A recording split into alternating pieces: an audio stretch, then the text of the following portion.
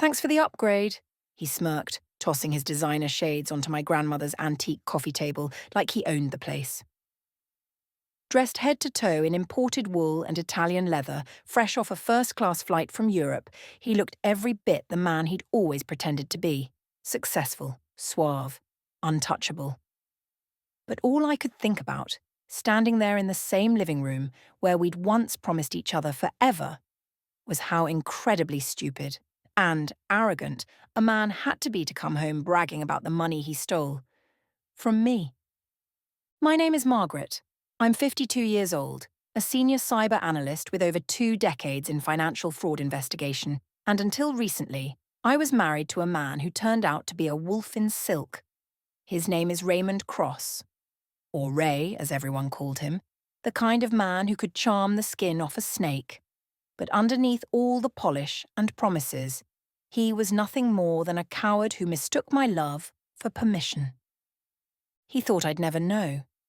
He thought I'd never fight back. He thought I'd break.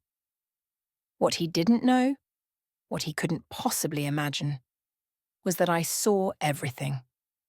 And I didn't scream. I didn't beg. I simply let him play his little game while I set the trap.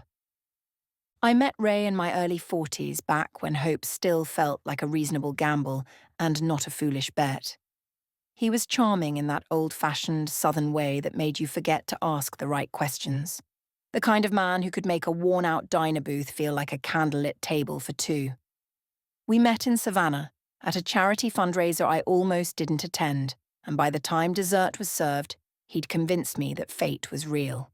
He spoke with passion, made big plans, and seemed genuinely fascinated by the way I built my career from the ground up in the world of cybersecurity. A field few understood and even fewer respected back then, especially for women over 40. Ray was magnetic, spontaneous, and made life feel less like a checklist and more like a dance. I mistook his impulsiveness for ambition, and his inability to hold down a job for bad luck, not pattern. I told myself that I had the stable income, the healthcare, the house. If he brought joy, wasn't that enough? For a while, I believed it. I wanted the dream, shared coffee on the porch, laughter over groceries, someone who'd be there when the world got quiet. I ignored the early cracks, the vague business ventures, the unexplained ATM withdrawals, the nights he claimed to be out networking, because I thought love meant overlooking flaws, not investigating them. Over the years, I became the backbone of our life together. I paid the bills, handled the taxes, dealt with insurance claims and house repairs, while Ray floated between startups that never launched and consulting jobs that never paid. Whenever I tried to raise concerns about money, he'd pivot the conversation, call me uptight, or worse, imply I didn't trust him. And maybe I didn't, not fully. But I was tired, and being tired makes you quiet, and quiet people are easier to lie to. Then came the lies I couldn't unhear, rumours from mutual friends about a woman he'd met at some conference in Tampa, vague credit card charges that didn't match our lifestyle, and finally, late-night glances at his phone he'd always tilt away when I walked by. But even then, I hesitated to confront him. Not because I was afraid of the truth, but because I was afraid of what it would mean if the truth had always been there, hiding behind his smile. Everything changed one Tuesday night around 2 a.m. I'd gone to bed early after a 12-hour shift reviewing a massive corporate fraud case, but something stirred me awake. A faint clicking sound from downstairs, the kind that only registers when the rest of the house is asleep. I crept halfway down the staircase and caught a glimpse of Ray at the kitchen table, hunched over my laptop, the screen casting a pale blue glow against his face. He didn't see me. Not even when he took out his phone and started snapping pictures. I stood frozen, breath caught in my chest, because I knew exactly what he was doing. And I knew with soul-splitting clarity that this wasn't just reckless. It was calculated. You see, in my line of work, I've trained financial institutions to detect fraud before it ruins lives. I've designed systems that mimic real accounts to lure in hackers and expose insider threats. And that night, Ray fell right into one of them. Without knowing, he'd accessed a decoy credit account I use for corporate training, a fully monitored, sandboxed line built to trigger instant alerts with every transaction. He must have thought it was a real card buried deep in my files, and in his mind, he probably figured he'd hit the jackpot. My trust, my laptop, my financial history, all in one place. By morning, the alerts had already started pinging on my work phone. Dozens of flagged charges, designer brands, luxury flights, high-end restaurants across the globe. He hadn't just stolen from me. He'd stolen stupidly and recklessly, and with the smug confidence of a man who'd never been told no long enough to believe it didn't apply to him. But instead of falling apart, I did what I do best. I documented, I recorded, and I waited. By the time the sun rose the next morning, I already knew. I didn't need confirmation, but I got it anyway. I opened my phone to a string of alerts, not the kind that pop up from forgotten subscriptions or late-night impulse purchases, but high-value fraud flags tied to the training account I'd created for corporate simulations. It was designed to look real, the balance, the statements, the credit limit. But beneath the surface, every transaction was monitored, logged, and routed directly to law enforcement through our internal fraud response program. And now someone had triggered it like a child, setting off fireworks in a locked vault. As I scrolled through the list of charges, each one confirmed what I had witnessed in the dim blue light of the kitchen just hours earlier. There was a $4,300 purchase at a luxury watch boutique in Manhattan, a $2,100 first-class ticket to Amsterdam, and a series of high-end hotel stays scattered across Europe, London, Geneva, Rome. Not to mention fine dining receipts that would make a wine sommelier blush. And through all of it, I could almost hear Ray's voice, pitching this grand getaway as some necessary escape from stress or a chance to finally live the way we deserve. He used to say things like that when the credit cards were maxed out or the gas bill went unpaid, a fantasy draped over failure like a silk scarf trying to hide a bruise. But this wasn't fantasy anymore. This was theft. This was betrayal by someone who had shared my bed, my table, and my trust. I didn't confront him. Not then. Confrontation is reactive, and what I needed was control. I called Chloe, my attorney, a friend first, and a damn good one, and I laid it all out. Every charge, every timestamp, every digital footprint. When I told her what Ray had done, she paused for a moment and then burst out laughing, not from amusement, but from the absurdity of it all. "He stole a decoy card?" she asked, still half laughing. "The one with the Federal Alert protocols?" I nodded, trying to keep my voice even, though I could feel a flicker of grim satisfaction bubbling just under my skin. "Every single charge is being flagged as we speak. He's turning himself in, one purchase at a time." From that moment on, the game shifted. I said nothing to Ray, even when he left a note on the counter 2 days later, written on hotel stationery and signed with that smug flourish he always used when he thought he was being clever. "Taking some time for myself, don't wait up." As if he were the one leaving the relationship, as if this escape was a moment of self-care instead of a crime spree funded by my stolen identity. While he vanished across Europe, I stayed put. At my desk, in my home, in my life. I watched the alerts pour in like clockwork, each one adding weight to the digital ledger that would soon become the foundation of his downfall. He booked a rooftop suite in Prague, ordered vintage champagne at an exclusive club in Paris, and bought tailored suits in Milan, each charge accompanied by a notification pinging both my inbox and the federal database. He was living his best life on borrowed time, completely unaware that every luxury he indulged in was another nail in his own coffin. 3 days later, I received a call from Agent Marcus Keller, one of the lead investigators at the Financial Crimes Division, whose voice carried that particular tone of someone both impressed and appalled. "Ma'am," he said, "we've been monitoring your account and have identified a significant trail of fraudulent activity.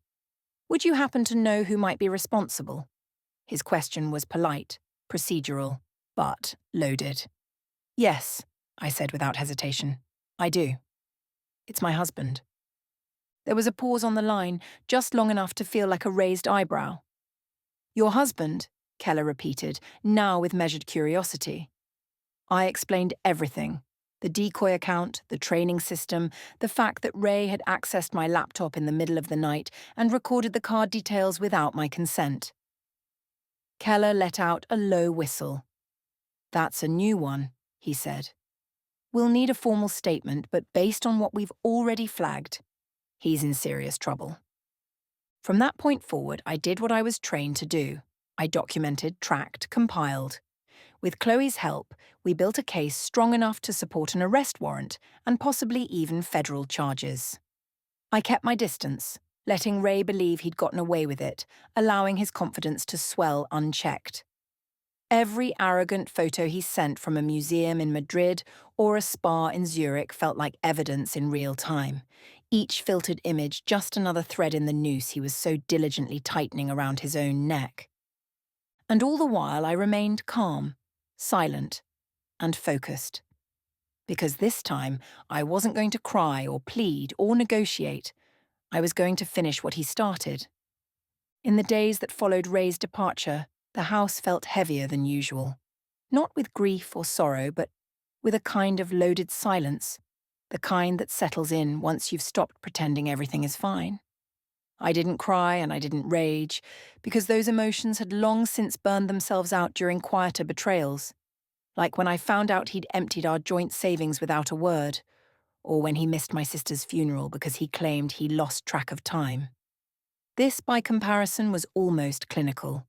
He'd made his move, and now it was my turn. Each morning, I'd wake up before the sun and begin compiling evidence, scrolling through screenshots of charges he thought would disappear into the ether, unaware that every meal, every glass of champagne, every overpriced cologne was already logged and time-stamped in a federal database. Chloe, always 2 steps ahead, coordinated directly with Agent Keller, and together they mapped out a timeline so precise it made Ray's actions look like a badly written crime novel. I stayed silent, not out of fear, but out of purpose. The more he believed he was in control, the more reckless he became. And I needed that. I needed him to feel invincible, because only then would he expose the full scope of what he had done. He called once, maybe out of guilt or maybe just to gloat, saying something about how Paris had changed his perspective and how he'd always wanted us to live more freely, more luxuriously. I let him talk. I said little, and when he hung up, I saved the call recording, labelling it neatly with a timestamp and forwarding it to Chloe. By the 5th day, I'd memorised the rhythm of his indulgence. Around 11 a.m., my time. Early evening in Europe, I'd receive a wave of new fraud alerts. A private driver service in Vienna. A pair of limited edition sneakers from a boutique in Berlin. Spa treatments in Budapest. Each purchase fed my resolve. There was no remorse in his choices, no hesitation. He believed he'd gotten away with it, and in that belief, he gifted me something rare and powerful. Proof of intention. The trap was set, the net was tightening, and all I had to do was wait. And then, almost as if on cue, he returned. I heard the garage door first, followed by the unmistakable sound of a suitcase rolling across the hardwood floor, then the creak of leather as he flopped onto the living room couch. I stayed in the kitchen, measuring my breath while he called out, "Honey, you won't believe the week I've had." As if he'd just returned from a business seminar, rather than a criminal joyride funded by fraud. He strolled in, sunglasses still perched atop his head, shrugging off his coat with theatrical flair, and dropped a gold-plated watch onto the coffee table with a grin that made my skin crawl. "You really outdid yourself this time," he said, laughing. "I mean, who knew you had such taste?" I didn't reply immediately. I let the silence stretch just long enough to make him look twice. Then, without lifting my eyes from the tea I was steeping, I said, "Tell me, Ray, how exactly did you think this would end?" He blinked, thrown off by the calmness in my tone, then chuckled like I'd just cracked a clever joke. "Relax," he said, waving a hand. "It's not like we couldn't afford it. You're always so uptight about money. I figured this way we'd both get something we wanted." His arrogance was staggering. Not just the entitlement, but the ease with which he dismissed what he had done as a minor indiscretion, a harmless splurge. I wanted to laugh, not because it was funny, but because it was so pitiful. He didn't see it. The cliff he'd just stepped over, the ground no longer beneath him. "I'm glad you enjoyed yourself," I said softly, turning to face him, my eyes level and unblinking. Because every single transaction, every suit, every flight, every bottle of wine has already been reported, logged, and tied directly to you. The card you used wasn't real. It was a training dummy. And you, Ray, just became the star of your very own federal case study. His expression faltered, but only for a second. He scoffed, trying to recover his bravado, brushing off my words like dust. "You're bluffing," he said, but even he didn't believe it. His voice cracked on the last syllable. I didn't answer. I simply pulled out my phone, opened the recording app, and let him watch as I saved our conversation to the cloud with a label that read, "Final Confession, Verbal Acknowledgement."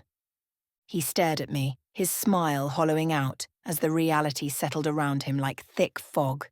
"You can't do this," he whispered, not in anger but in disbelief.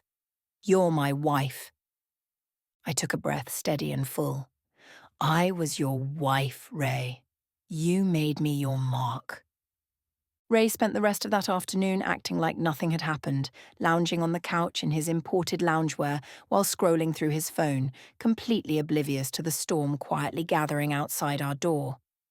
At one point, he pulled out a velvet box and held up a gleaming gold watch as if it was some kind of peace offering, describing in detail how the salesperson in Paris had never seen a man walk in with such confidence. He recounted rooftop dinners with foie gras and jazz trios, waxed poetic about some castle tour in Salzburg, and even complained about the lack of legroom in the Mercedes he'd rented, all while sipping the bourbon I'd been saving for our anniversary. I listened with the patience of a surgeon, nodding when expected, asking just enough questions to keep him talking. Every word, every boastful gesture, every indulgent chuckle was being recorded. Not out of spite, but out of necessity. Agent Keller had advised me to let Ray speak freely, to let him bury himself with his own arrogance, and standing there in my own kitchen with the recorder running in my apron pocket, I understood just how right he'd been. The delusion was almost mesmerizing. He truly believed he was untouchable, that I was either too passive or too naive to take action. But that wasn't passivity he was seeing in my eyes. It was calculation. It was the kind of silence that precedes an avalanche. Later that evening, after Ray had disappeared into the shower, humming some off-key tune as if he were in a hotel suite instead of a house he no longer owned, I stepped into the hallway, picked up my phone, and sent Chloe a single text. "He's back. We're ready." Her reply came in under a minute. "I'll notify Keller. They're standing by. We'd been preparing for this for days." While Ray paraded through Europe like a man on a victory tour, Chloe and Agent Keller were building a timeline so airtight it practically clicked into place on its own. Every receipt, every GPS ping, every hotel log had already been collected and verified. All we needed now was a moment, the moment when the facade would collapse and the reckoning would arrive. That moment came just past 7, when a firm knock echoed through the front hallway. Ray, still towel-clad and humming, shouted, "Could you get that?" without bothering to ask who it might be. I didn't answer. I simply walked to the door and opened it to find Agent Keller, calm and composed, flanked by 2 uniformed officers. "Good evening, Ms. Bennett," Keller said, his tone professional but laced with quiet affirmation. "Is Mr. Cross home?" "He's right inside," I replied, stepping back to allow them in. "Please, take your time." Ray emerged from the hallway a few seconds later, confusion painting his face as he took in the badges, the clipboard, and the serious expressions that now filled the living room he'd treated like a penthouse suite. "What's going on?" he asked, his voice suddenly lacking its usual flair. "Raymond Cross," Agent Keller began.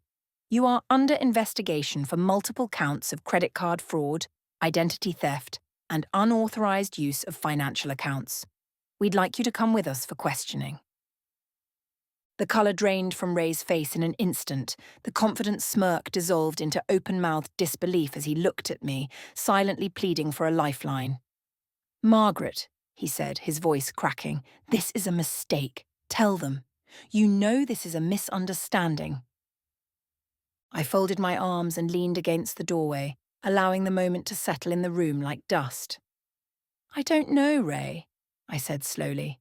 "You've been awfully busy lately. Maybe you should explain it to them yourself." The officers read him his rights as they moved in to escort him out. Ray turned toward me once more, desperation overtaking the last traces of bravado. "You're my wife," he stammered. "You're supposed to stand by me." I held his gaze steady and calm and said, "Funny. I thought husbands weren't supposed to steal from their wives. Looks like we both misunderstood something." He struggled, but not physically. It was a struggle of ego, of entitlement, of suddenly realizing the game was over and the crowd had gone home. As the front door shut behind them with a final echoing click, the house fell quiet. There were no more boasts, no more lies, no more illusions, just silence and the faint scent of the cologne he'd bought in Rome, still hanging in the air like smoke from a fire that had finally burned itself out. An hour later, Chloe called. She was sitting with Keller at the station. "He's trying to spin it," she said, dry as ever, "claiming you gave him access, that he didn't know the card was tied to anything official." I let out a quiet breath. "Of course he is. That's what Ray does. He lies when he's cornered." "Doesn't matter," she said. "The evidence is overwhelming. The charges are moving forward, and between the alerts, the transactions, and that little recording you made, he doesn't have a leg to stand on." As I ended the call, I walked to the window and looked out over the street, the porch light catching the glint of tyre marks where the cruiser had pulled away. I thought about all the years I'd spent convincing myself that keeping the peace meant keeping silent, that love required endurance more than boundaries. But now, in the stillness of that quiet evening, I realized that sometimes the most powerful revenge isn't rage. It's justice, served cold and clean, with your head held high. The days that followed Ray's arrest were quieter than I expected, not in a hollow or empty way, but in the way a house feels after a storm has passed and the windows have been opened again. Fresh, still, almost reverent. His things were gone, save for a few books he never read and colognes he couldn't afford. What remained was space, not just physical space in the closets and shelves, but space in my own life where his lies used to live. At first, I kept waiting for the aftershock. The wave of regret, the second-guessing, the aching loneliness that people warn you about after a breakup, especially one that spans years of your life. But it never came. Instead, there was relief. It moved through me slowly, like sunlight creeping into a cold room, and it stayed. There were moments when I found myself smiling at nothing, at the sight of a clean countertop he hadn't cluttered with receipts, or the silence that used to be interrupted by his self-important monologues. I began sleeping through the night again, without the weight of anxiety pressing on my chest or the sound of footsteps sneaking past the bedroom door. Chloe and I met at the courthouse a few weeks later to finalize the restitution paperwork. Ray had taken a plea deal, no jail time, but mandatory repayment of every dollar he stole, hundreds of hours of community service, and a permanent stain on his credit that would follow him for years.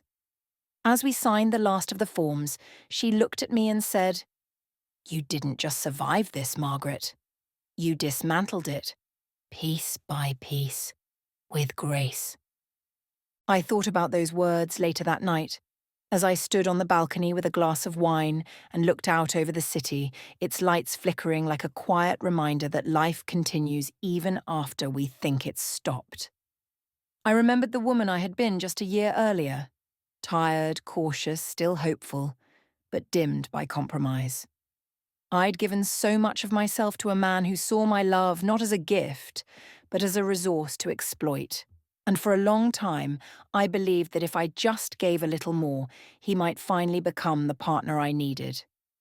But betrayal has a strange way of clarifying the truth. It strips away illusions and forces you to see what you've been refusing to admit. That love, when not returned with honesty and respect, is not a virtue. It's a vulnerability. The last time I heard from Ray, he sent an email filled with half-hearted apologies, claiming that he'd changed and that he hoped someday I could forgive him. I didn't respond, not because I was angry, but because I was finally at peace. I no longer needed him to understand what he'd done or to validate what I'd endured. That closure wasn't his to give. I'd already found it, in the strength I'd reclaimed, in the life I was rebuilding, and in the quiet assurance that I would never again make myself small to make someone else feel secure. Since then, I've started painting again, something I hadn't done in years. I took a trip alone, just me, a suitcase, and no itinerary. Wandering along the coast, letting each sunrise remind me that freedom is not something we're given, but something we choose. I redecorated the apartment, replacing every trace of him with colours and textures that felt like mine, not ours, not his, just mine. And through it all, I've learned that revenge doesn't always have to be loud or cruel. Sometimes the most powerful revenge is the life you reclaim after someone tried to destroy it, the peace that follows the pain, the confidence that grows where fear once lived. Ray may have stolen money, time, and trust, but he didn't get the one thing he truly wanted: my silence. So I raise my glass, not to the past or even to the justice that was served, but to the version of me that finally stood up, stepped forward, and never looked back. Here's to knowing your worth. Here's to choosing yourself, fully, unapologetically, and without hesitation.